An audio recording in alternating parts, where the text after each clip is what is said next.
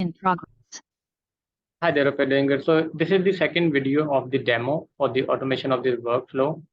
And I want to mention a few things. Like, first of all, I have added this extra menu, the custom menu in here, which is with the name crown, with the crown icon, and you need to click and activate the automation.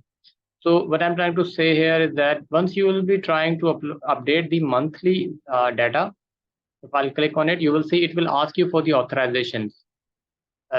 You need to click on continue, and then you need to select the ID through which you want to run this automation, because this will always take some authorization, okay, through which account, and it will keep the record that, okay, this account has run this automation this time.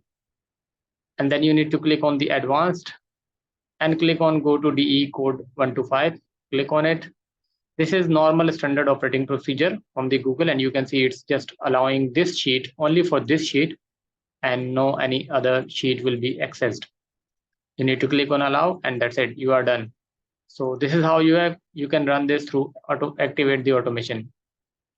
And then there are two extra menu where you can click the demo, click on this and watch the demo video on the YouTube, which is this video, which is the earlier video I just shared with you, so that you can have a look at it whenever you forget how to use it, or maybe some other person in your team member want to use it.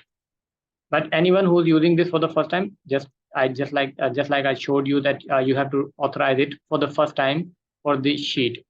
If you make a copy, it will ask the authorization once again. So that is it, and now you will be able to run this update month, and it will update the record. And yeah, obviously it will pull all the values, all the sheets available on the main sheet, which is this one, I guess. Sorry, which is this one. And whatever the sheets available in the proper format with 3 letters of the month and then 2 numbers of the year. Any tab which is present with this format will get pulled in, and first 5 columns will get pulled in.